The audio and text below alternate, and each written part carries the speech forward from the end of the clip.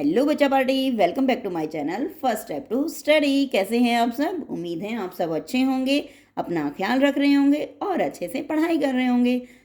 आज की पढ़ाई हम भी शुरू करते हैं। आज का जो हमारा टॉपिक है बच्चों वो है लोकोक्ति, यानी कि लोकोक्ति को हम इंग्लिश में क्या कहते हैं? प्रोवर्ब।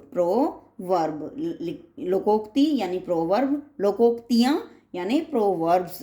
तो आज हम इसके बारे में पढ़ेंगे कि लोकोक्ति क्या है और लोकोक्ति की आवश्यकता हमें भाषा में क्यों पड़ती है और लोकोक्ति कैसे बनती है। सबसे पहले हम देखेंगे लोकोक्ति का अर्थ, यानी इसका शाब्दिक जो है वो अर्थ क्या है। लोकोक्ति का जो शाब्दिक अर्थ है वो है बच्चों लोक जमा उक्ति, यानी लोगों के द्वारा कथन। लोगों में जो प्रसिद्ध उक्ति है या वो कथन है, जो संसार के लोग हैं यानी पीपल्स जो हैं, हम ह्यूमन बीइंग्स जो हैं, वो जो लोग हैं उनके द्वारा कहे गए कथन या वाक्य, इन्हें हम सरल भाषा में कहावतें भी कहते हैं। इनको इंग्लिश में हम क्या कहते हैं? सेइंग। और सरल भाषा में कहावतें भी कहा जाता है, जो कि एक लोकोक्ति है, यानी लोकोक्तियां हैं जो लोगों के द्वारा कहे गए कथनों से जो है वो बनी है। अब हम देखेंगे लोकोक्ति की परिभाषा या डेफिनेशंस देखते हैं। लोकोक्ति की परिभाषा क्या होती है? ऐसे विशेष उक्ति या कथन जो अपने विशेष अर्थों में किसी सच्चाई को प्रकट करते हैं, उन्हें लोकोक्तियां या कहावत जो है वो कहते हैं। अब हम देखते हैं लोकोक्ति की विशेषताएं। लोकोक्तियों से भाषा प्रभावशाली बनती है, यानी कि जब हम अपनी भाषा में लोकोक्तियों का प्रयोग करते हैं, जब हम किसी बात को कह रहे होते हैं तो हमारी बात का वजन बन जाता है। जब हम लोकोक्ति और मुहावरे जैसे कुछ जो शब्द हैं, जो वाक्य हैं, उनको हम इस्तेमाल करते हैं, जब हम किसी भी भाषा को हम बोलते हैं और सामने जो हम हमारे जो विचार हैं, जो हम प्रकट करना चाहते हैं, यानी कि हम जो अपनी बात रखना चाहते हैं, बात कहना चाहते हैं, उसका इफेक्ट जो है, उसका जो प्रभाव है वो और बढ़ जाता है। उससे हमारी भाषा जो है वो इफेक्टिव बन जाती है। मीन्स जब हम हमारी भाषा में लोकोक्ति का जो है उपयोग करते हैं, प्रयोग करते हैं, उनको हम यूज़ में लाते हैं, तो भाषा की जो हम जब बोलते हैं उनकी भाषा की जो सुंदरता है वो और अधिक जो है वो बढ़ जाती है। और दूसरा जो हमारा लोकोक्तियों का जो विशेषता है वो क्या है बच्चों? लोकोक्तियों पर व्याकरण के नियमों का प्रभाव जो है वो नहीं पड़ता है। क्या मतलब है इस लाइन का? इस लाइन का ये मतलब है कि जो लोकोक्तियां हैं वो अपना जो व्याकरण है, व्याकरण के नियम कौन से होते हैं, यानी ग्रामर को किसी भी भाषा में जब हम ग्रामर का यानी कि व्याकरण का इस्तेमाल करते हैं तो वो क्यों करते हैं? यानी कि उसकी भाषा की शुद्धता के लिए, ताकि उनको अच्छी तरह से हम प्रोनाउंस करना सीख जाएं, किस तरह से उनको पुकारना सीख जाएं, और कैसे, जैसे छोटे से अब किसी बच्चे से हम बात कर रहे होते हैं और किसी बड़े से हम बात कर रहे होते हैं, तो यानी किसी बॉय से या गर्ल से, यानी कि लिंग, वचन और कारक जो हमारे होते हैं, व्याकरण के जो नियम है, जैसे हम किसी बड़े से बात कर रहे हैं तो हमें कौन से शब्द इस्तेमाल, जैसे आप कहकर हम पुकारते हैं, छोटे हैं तो तुम या तू कह देते हैं, तो और अगर लड़की है तो हम अलग, यानी शी और ही का फर्क जो है वो जो है व्याकरण के नियम जो है उनका जो है लोकोक्ति पर कोई प्रभाव नहीं पड़ता है। जैसे अगर हम किसी को बोलते हैं लड़की के लिए, लोकोक्ति हम इस्तेमाल करते हैं किसी लड़की के लिए, तो हम उसे वही कहेंगे जो हम लड़के के लिए, यानी कि जैसा वो कथन है वैसा ही वह इस्तेमाल होता है। उस पर व्याकरण के नियमों यानी कि लिंग, वचन और कारक का उन पर प्रभाव जो है, इफेक्ट जो है वो नहीं पड़ता है।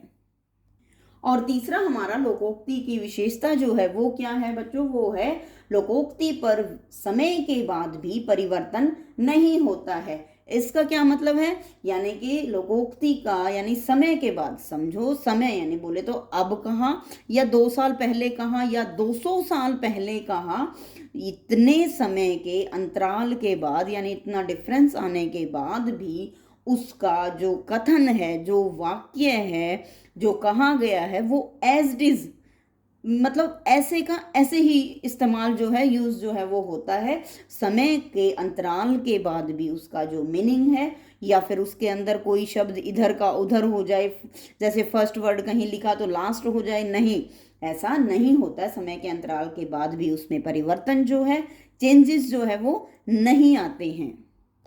और लोकोक्ति की जो चौथी विशेषता है बच्चों, वो क्या है कि लोकोक्ति का जन्म व्यक्ति द्वारा नहीं होता है, यह लोगों से लोगों तक पहुंचती है। यानी कि इस शब्द का मीनिंग क्या है कि लोकोक्ति जो है वो एक व्यक्ति द्वारा नहीं बनाई गई है, एक जो इंसान, एक बंदा है उससे नहीं बनाई गई है, ये लोगों के द्वारा बनाई गई है और लोगों तक ही पहुंचती है। मीन्स ये लिखित नहीं है कहीं भी, ये लोगों के द्वारा ही बनाई गई है, उनके एक्सपीरियंस से बनती है। तो उनका ज़िंदगी का जो तजुर्बा होता है, उनका जो एक्सपीरियंस होता है ज़िंदगी का, उसके बारे में कुछ कथन जो हैं वो बना लेते हैं। तो वो लोग ही हैं जो एक इंसान से दूसरे इंसान तक जो है वो पहुंच जाती है, यानी कि किसी एक व्यक्ति द्वारा नहीं बनाई गई है। और पांचवी जो विशेषता है बच्चों, वो है लोकोक्तियों के रचयिता का पता नहीं होता है। रचयिता का मतलब रचना करने वाला, यानी कि बनाने वाला किसी चीज की।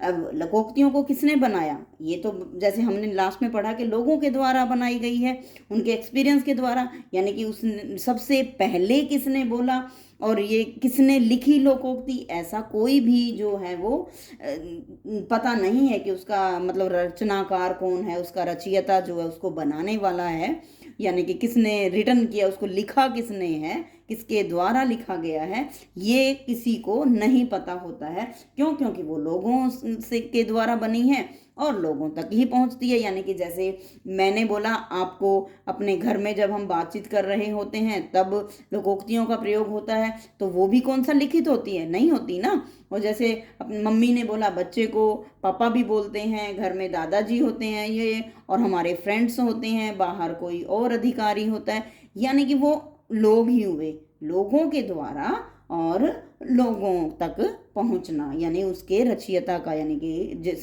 किसने वो लिखा है, उसके रचनाकार का जो है वो पता नहीं होता है।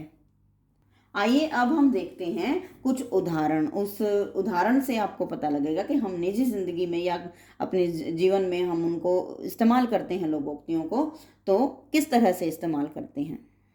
जैसे एक मुहावरा है बच्चों, अब पछताए क्या होत जब चिड़िया चुग गई खेत।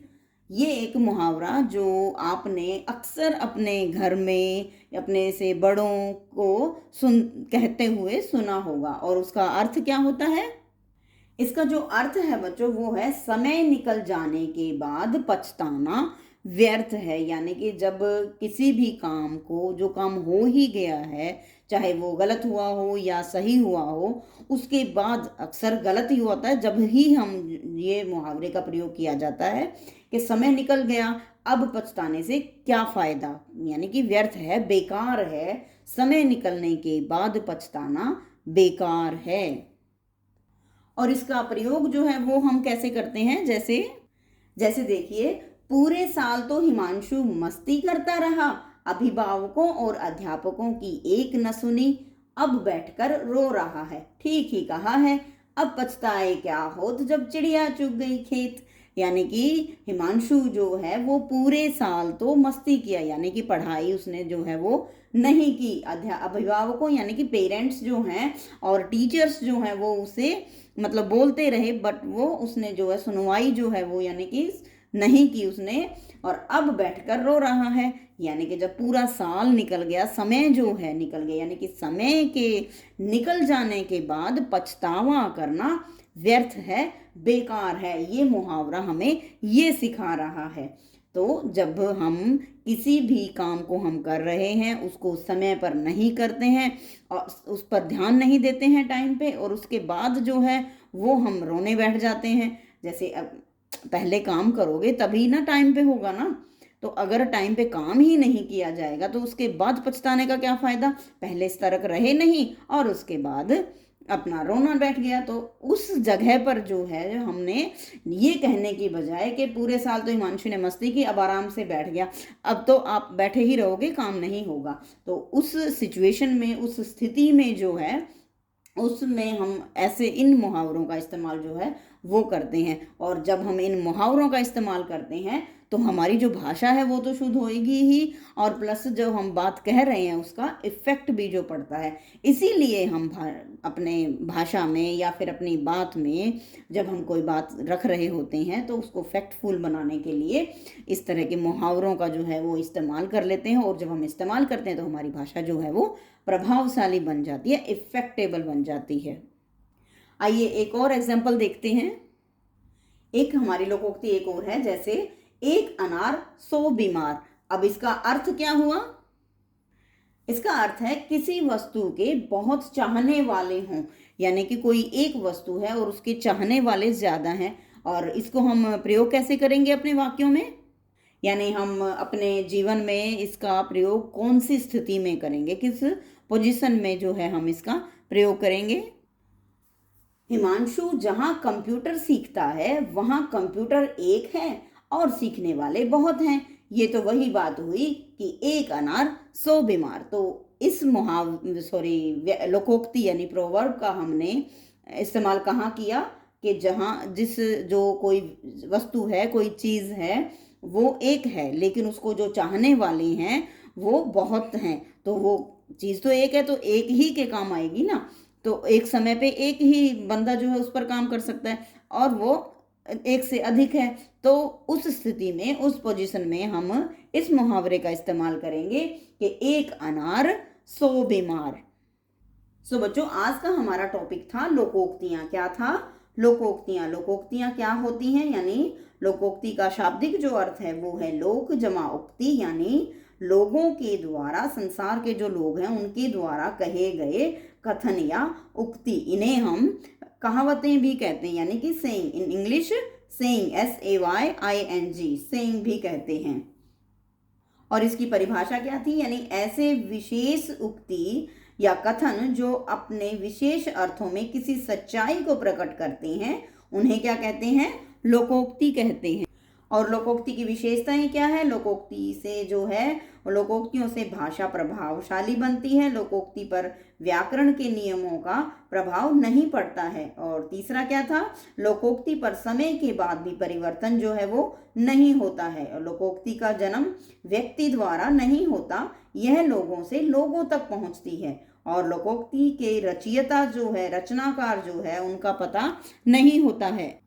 सो बच्चों, आज का हमारा टॉपिक लोकोक्ति यानी प्रोवर्ब यहीं समाप्त होता है। मिलते हैं नेक्स्ट वीडियो में किसी और नए टॉपिक के साथ। Till then, bye bye.